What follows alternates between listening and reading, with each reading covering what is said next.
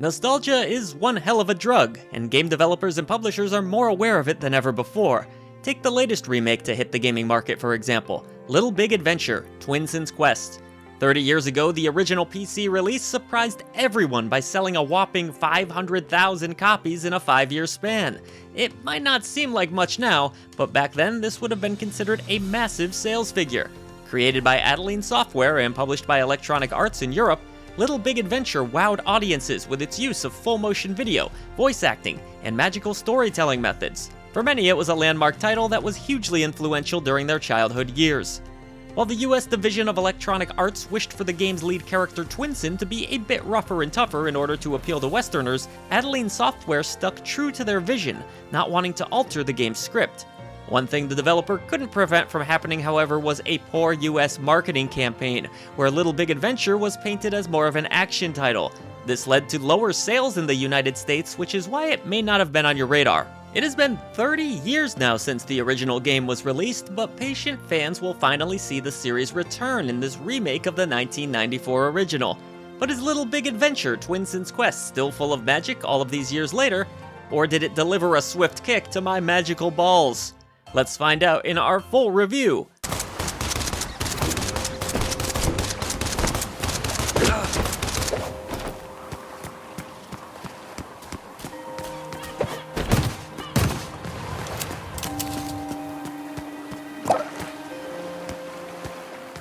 Real quick, bounce over to patreon.com/idreamofindiegames to gain Discord access, early ad-free shows, shoutouts at the end of every video we produce, and more. But best of all, you'll be supporting indie visibility. Your new indie gaming community is waiting for you.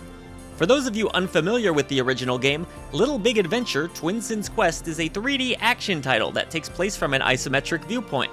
Your goal in the original release was to put a stop to the evil Dr. Funfrock's diabolical plan to overtake the planet of Twinsen with his newly created clone army while enslaving innocent civilians. Twinsen is one of these victims, belonging to a species known as the Quetches. He has been wrongfully imprisoned in an asylum after foreseeing visions of a great apocalypse that could lead to the end of the world. It turns out Twinsen isn't crazy at all, and without giving away too much, he escapes from prison and sets out to defeat Funfrock and rescue his girlfriend who's been taken captive. Do I still have to give a spoiler warning for a 1994 release? Too late. This version of Little Big Adventure makes pretty significant alterations to the script. One major change would be that Twinsen's girlfriend isn't the one being captured anymore. Rather, it's his younger sister Luna that is captured by Dr. Funfrock's minions while trying to protect him. Don't you know about innocent until proven guilty? Follow us. Zoe, Twinsen's love interest, ran away years prior, tired of living under the rule of Funfrock. Twinsen is also jailed for an entirely different reason from the original, which changes the tone of the game dramatically. Why alter the story in such a way? It certainly doesn't add to the original or make it better, and it could even be argued that the new story bits are a downgrade. Twinsen's Quest tones down the darkness of its predecessor, opting for a more lighthearted experience.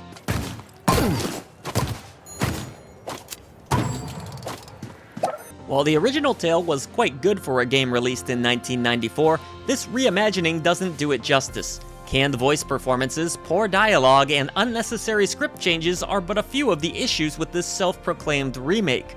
Some of these shortcomings may have been excusable 30 years ago, but in 2024? Not so much.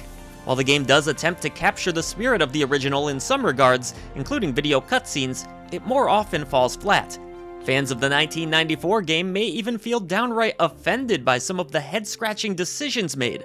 The new cutscenes look particularly horrendous even when compared to the original game, especially when they are blown up on a 4K display. One of the more memorable features of Little Big Adventure was the ability to switch behaviors. This meant that Twinsen had different behavioral modes, such as an aggressive state for attacking enemies and a sneaky mode for more stealth-oriented segments. Here, the developers instead attempt to incorporate every behavioral state into one modern control scheme. One might think that's a great idea, as the original implementation was rather clunky to say the least. However, the results are far from impressive. Players will now deal with a mess of poor combat, movement, stealth, and dreadful platforming that makes Blues Brothers 2000 on the Nintendo 64 feel like the next coming of Mario by comparison. Alright, let's talk about the core gameplay of Little Big Adventure, which involves traveling around islands and taking on a variety of tasks to progress the story forward.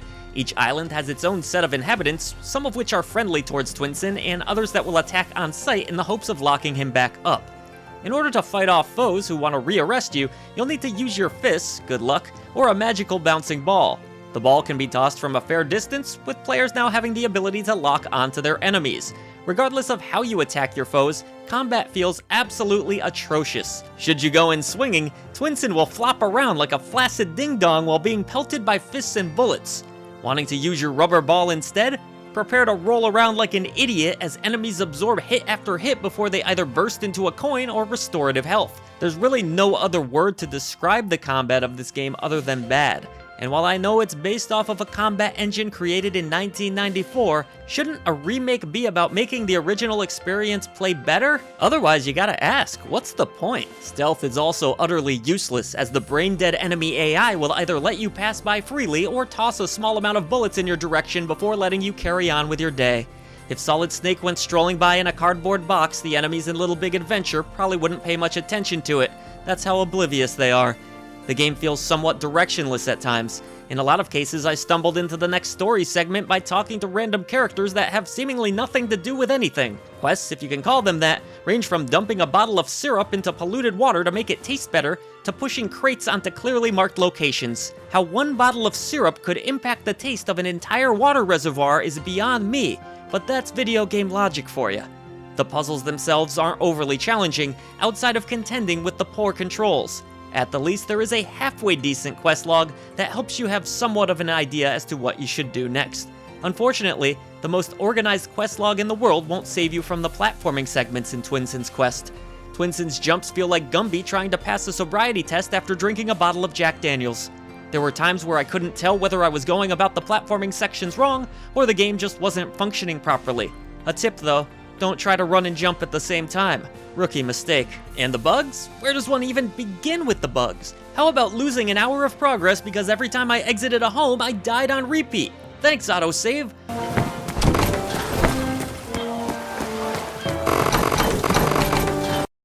What about getting stuck in place? That certainly happened to me on more than one occasion. The game has a serious lack of polish and feels nowhere near close to being a finished product. Not that this was a fun experience to start with, but the various game crashes add insult to injury. You'll want to save often and hopefully in a spot that doesn't completely screw you over. I was always playing Little Big Adventure on pins and needles. While the original game used a combination of 3D polygons and 2D renders, this remake solely relies on a new low-poly aesthetic. The new visuals do lack a bit of charm when compared to the original, but I would say they are one of the stronger aspects of this release. This iteration of Little Big Adventure doesn't look particularly horrible, with the islands being fairly well detailed. The lighting is solid, animation's halfway decent, though there are some really laughable ones, particularly when you get on and off a boat, and some of the creativity that shined so brightly in 1994 still has its charms today. Overall, art is subjective, but I think this version looks okay. The soundtrack is solid too, with the original composer appearing with new orchestral pieces that suit the game well.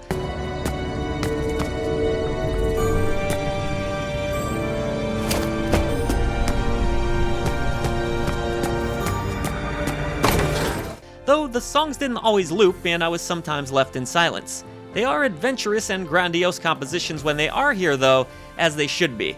While I mentioned the voice acting is rather poor, most of the sound effects were pretty good, such as the sound of the ocean or birds flying overhead. All told, the presentation of this remake is probably the strongest aspect of the entire package, even if the visuals aren't amazing. In the end, I was left to wonder why this game exists at all outside of being a quick nostalgia grab. A few moments into watching a playthrough of the original told me everything I needed to know. The magic, creativity, and innovation in the original is missing in this version of Twinsen's Quest. It controls miserably, the story changes are all for the worse, and the glitches and bugs made me wonder if anyone bothered to playtest this release. While the original game is considered a classic by many, I strongly caution against playing this 2024 edition as it simply isn't an enjoyable experience in its current state. In fact, it may only serve to sour your memories of a game you once adored.